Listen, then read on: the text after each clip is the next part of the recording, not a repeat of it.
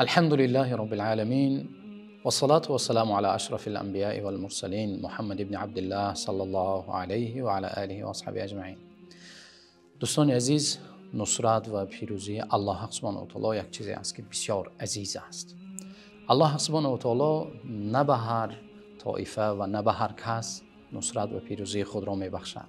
الله سبحانه و تعالی به طایفه‌ای که واقعا آن چیزی که در قرآن کریم آمده است و در احادیث پیامبر صلی الله علیه و سلم آمده است، به آن شرط ها و به آن فرمان های الهی پایبند هستند، به آنها الله سبحانه و تعالی وعده داده است که نصرت و پیروزی خود را عطا می نماید. چنانه که بسیار همون آیت را شنیدیم، الله سبحانه و تعالی می فرماید ان تنصروا الله ینصرکم و یثبت اقدامکم. اگر شما دین الله را نصرت دهید، الله سبحانه و تعالی شما را نصرت می‌دهد و الله سبحانه و تعالی پایها و قدم‌های شما را استوار می‌گرداند بر دین خودش و در راه حق.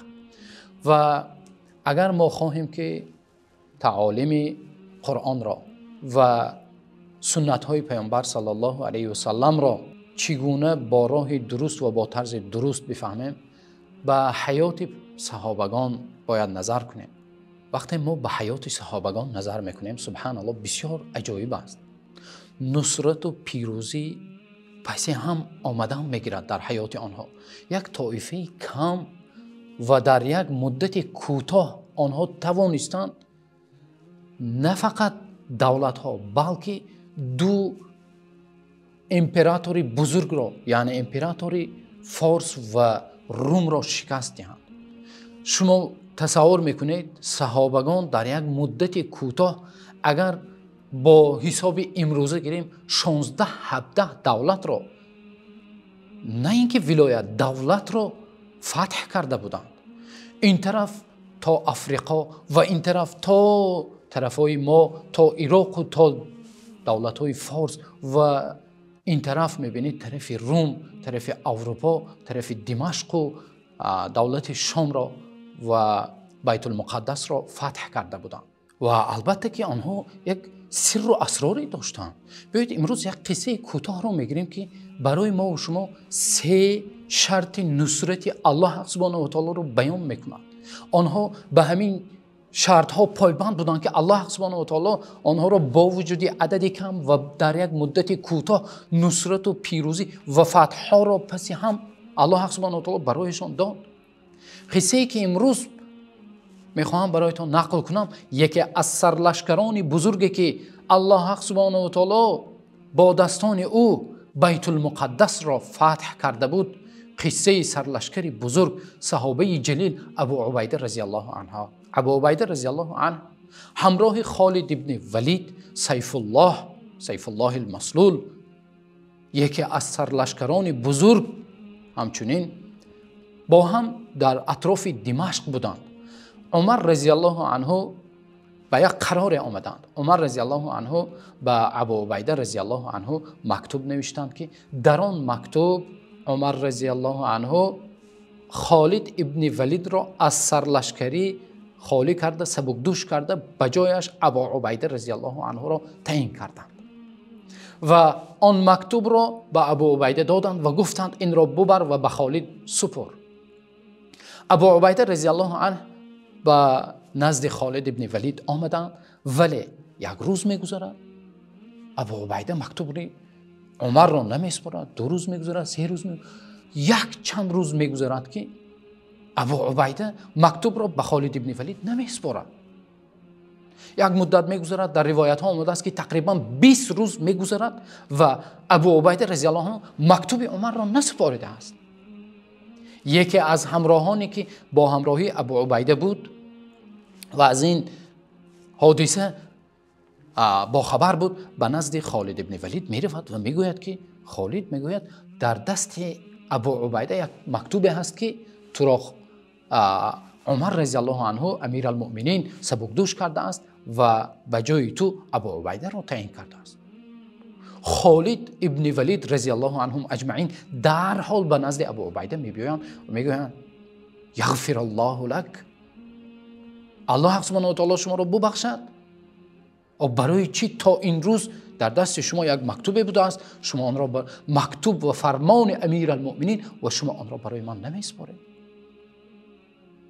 جواب ابو عبیده رضی الله عنه را ببینید که یکی از سر و اسرار نصرت در آن نهفته شده است.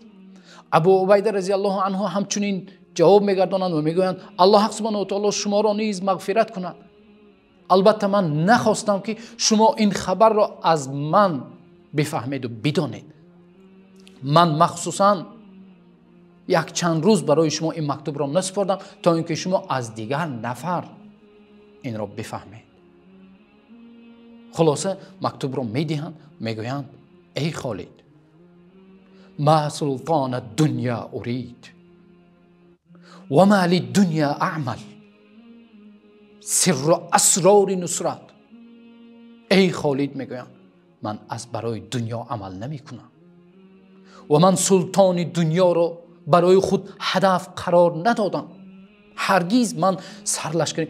تصور میکنید این فرمان گویا ابو عبیده رضی الله عنه را وزیر مدافعه امیر المؤمنین وزیر مدافعه تعیین کرد و طول 20 روز این فرمان را پنهان کرد و گفت من از برای الله و خالص رضایت الله را میخواهم، من دنیا و سلطنت را نمیخواهم. که این اولین شرط نصرت که اخلاص.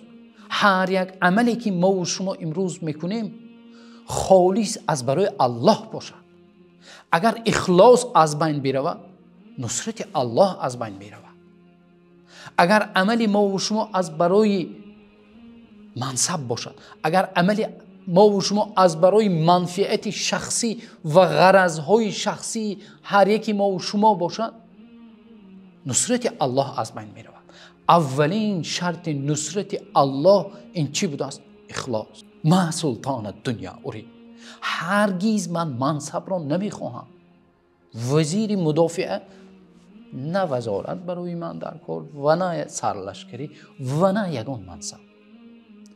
دومین شرط و انما ترى سیصیر الی زوال.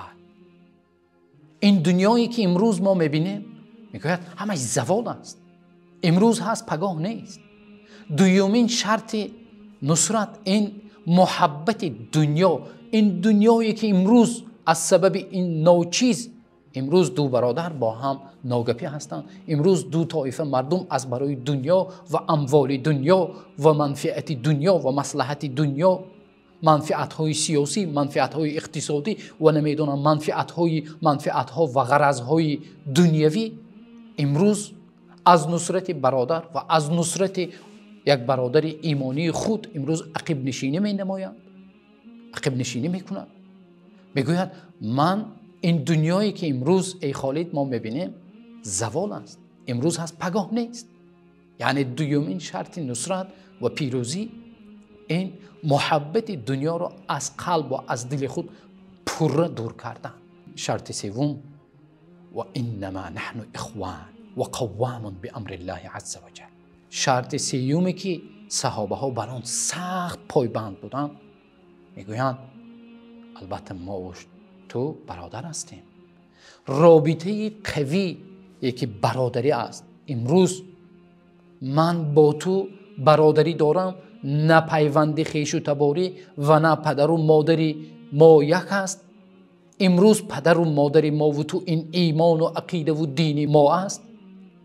این رابطه ای که از برای الله دوست داشتن و از برای الله دشمنی کردن، این رابطه از بین رفته است. اگر این رابطه برادری از بین رود نصرت الله و پیروزی هم از بین می رود. این سه شرط مهم رو ابو عبیده رضی الله عنه که امین امت هستند، چنانه که پیامبر صلی الله علیه و سلم خود شهادت داده بودند ابو عبیده رضی الله عنه امین امت پیامبر صلی الله علیه و سلم هستند، با یک سخن کوتاه به خالد ابن ولید رضی الله عنه بیان کردند و گفتند البته در آیات های قرآن کریم و احادیث پیامبر صلی الله علیه و سلم با زیاد ما درس و عبرت ها میگیریم، اما از این قصه کوتاه خواستم برایتان برسانم این سه شرط نصرت را. اولینش رضایت الله سبحانه و تعالی و اخلاص در عمل و منصب و از قفای دنیا ندویدن. این همه دنیایی که امروز ما میبینیم زوال، امروز هست پگاه نیست. و سیومینش این رابطه ایمانی و عقیدوی و برادری ما و شما. اگر یک ذره در این سه شرط خلل پیدا شود، ما و شما از نصرت الله محروم میشویم. و ببینید خالد ابن ولید رضی الله عنه و ابو عبیده چی جواب دادند. خالد ابن ولید گفتند استحییت منک یا ابا سلیمان، ای ابو سلیمان. این کنیه خالد ابن ولید بود، از شما شرم داشتم. گفتند خالد ابن ولید رضی الله عنه گفتند اگر امیر المؤمنین بالای من یک طفل را رهبر کنند، من او را اطاعت میکنم. و اگر شما برای من یک کاری که من نمیخواهم فرمان دهید، من او را به چون و چرا اجرا خواهم کرد. این بود برادری و دوستی آنها و پایبند بودن بر شریعت و بر تعالیم دین اسلام. و الله حق سبحانه و تعالی که آنها این را عملی اجرا کردند، نه فقط سخن بلکه در عمل اجرا کردند، الله حق سبحانه و تعالی آنها را پیروزی نصیب گردانید. و دعا کنیم که الله حق سبحانه و تعالی ما و شما را پایبند این شرط ها بگرداند و الله حق سبحانه و تعالی برای ما و شما اخلاص را عطا نماید و همچنین محبت این دنیای ناچیز را از قلب ما و شما دور بگرداند و همچنین رابطه ایمانی و برادری و عقیده‌ای ما و شما را الله حق سبحانه و تعالی مستحکم بگرداند تا اینکه به نصرت و پیروزی الله حق سبحانه و تعالی مشرف گردیم.